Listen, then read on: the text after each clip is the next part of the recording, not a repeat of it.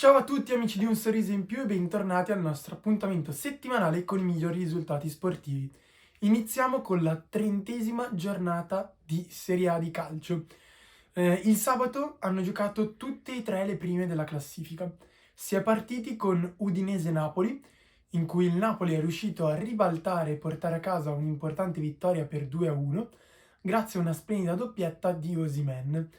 Napoli che però ha avuto anche delle, episodi sfortunati. Infatti sia il difensore centrale Ramani che l'attaccante autore della doppietta Osimhen sono stati ammoniti e in quanto diffidati dovranno saltare la prossima giornata, che prevede uno scontro diretto contro l'Atalanta. Sfortuna anche per il terzino destro di Lorenzo, che ha subito un infortunio al ginocchio e così non sarà disponibile né per la nazionale italiana né per il ritorno in campionato del Napoli. Alle 18 ha giocato l'Inter a San Siro contro la Fiorentina. La partita è terminata sul risultato di 1-1, quindi un altro stop per l'Inter che sembra nelle ultime partite faccia molta fatica a vincere. Una partita che si è decisa tutta nei primi 15 minuti del secondo tempo con il gol di Torreira e la pronta risposta dell'Inter con Dumfries.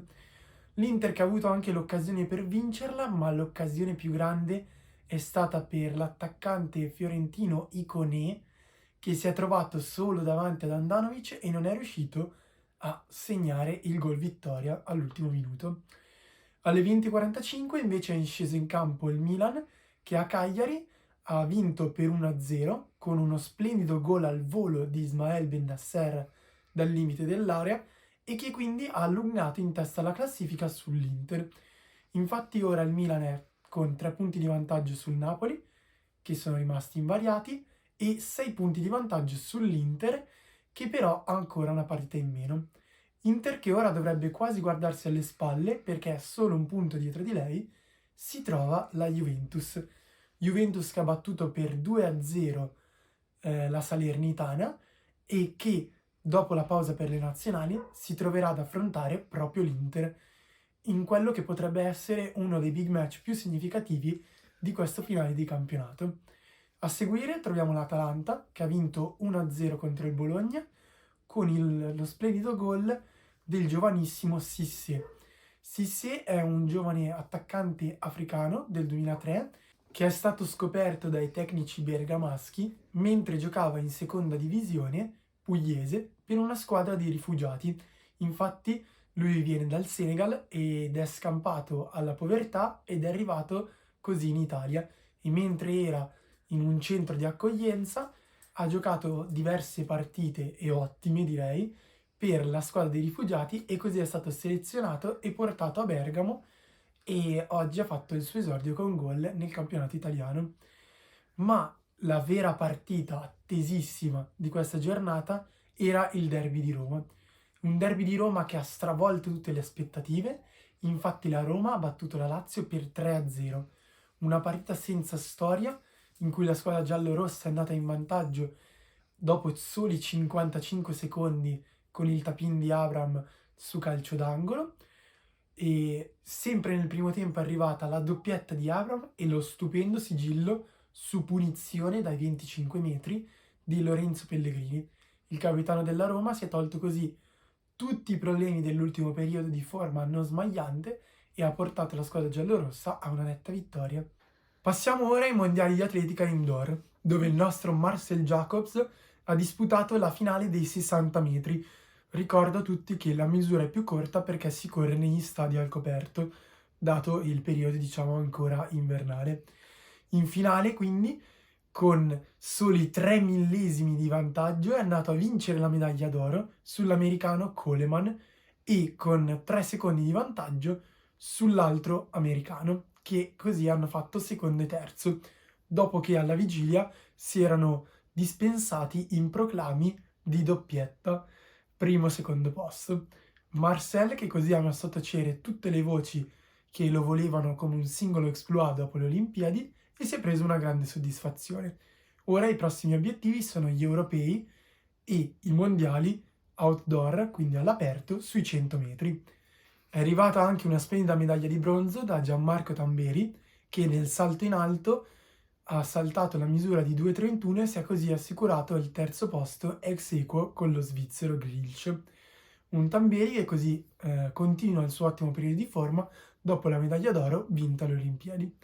Andiamo ora al tennis. Infatti si è concluso il torneo 1000 di Indian Wells in California, Stati Uniti, che ha visto vincere a sorpresa l'americano Taylor Fritz, agevolato da un lato di tabellone abbastanza fortunato, causa defezioni degli avversari, è arrivato poi in finale contro Rafa Nadal. L'atleta però maiorchino, che ricordo finora era imbattuto in stagione, accusato da subito dei problemi al muscolo pettorale, problemi che l'hanno portato a giocare molto da fermo, ma questo comunque non sminuisce un'importante vittoria per l'americano, che si è dimostrato visibilmente commosso alla sua prima vittoria in un grande torneo e davanti al suo pubblico.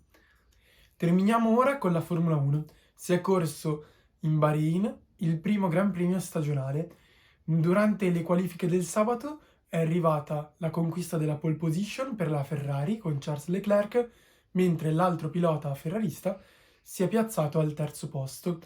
Al secondo e quarto posto trovavamo i due piloti della Red Bull, con in particolare al secondo il campione del mondo uscente Max Verstappen.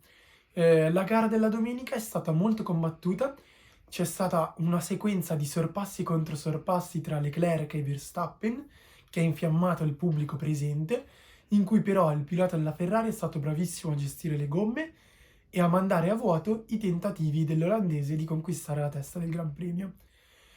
Poi, mentre la Ferrari sembrava avviata verso la conquista di una facile vittoria, è arrivata l'ingresso di una safety car in quanto una delle monoposto ha preso fuoco. Il pilota fortunatamente è riuscito a uscire tranquillamente dall'abitacolo e l'incendio è stato spento, però andava spostata dalla pista la macchina incidentata.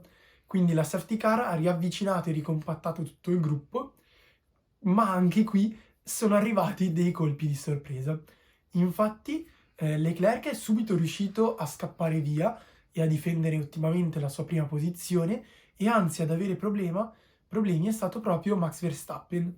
Infatti la sua macchina ha iniziato a perdere sempre di più potenza fino a fermarsi a pochi giri dal termine. Un ritiro molto negativo per il pilota olandese, che così partirà con 1-0 in classifica.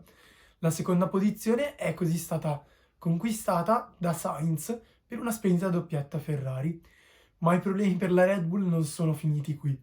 Infatti, mentre l'altro pilota, Perez, si difendeva dall'attacco di Lewis Hamilton su Mercedes per il podio, ha avuto un problema anche lui alla macchina e si è così fermato alla prima curva dell'ultimo giro, con un doppio ritiro per la Red Bull completamente inaspettato proprio quando si profilava una doppia conquista del podio. Così a salire sul podio è stato Lewis Hamilton su Mercedes, che, possiamo dirlo, ha conquistato il podio e la terza posizione con una buona dose di fortuna. Infatti, prima dell'ingresso della safety car si trovava ben 30 secondi più dietro dei piloti che lo precedevano. Ma questa è soltanto la prima di 23 gare e siamo tutti curiosi di vedere se la Ferrari riuscirà a tornare a conquistare un titolo. Per questa settimana è tutto. Vi ricordo che ci sarà la pausa del campionato, in quanto l'Italia dovrà disputare gli spareggi per la qualificazione ai Mondiali 2022 in Qatar. L'Italia giocherà giovedì con la Macedonia e nel caso di vittoria si giocherebbe il posto ai Mondiali con la vincente di Portogallo-Turchia. Vi aspetto settimana prossima, sempre con Passione Sportiva di Mattia, per sapere cosa è successo. Ciao a tutti!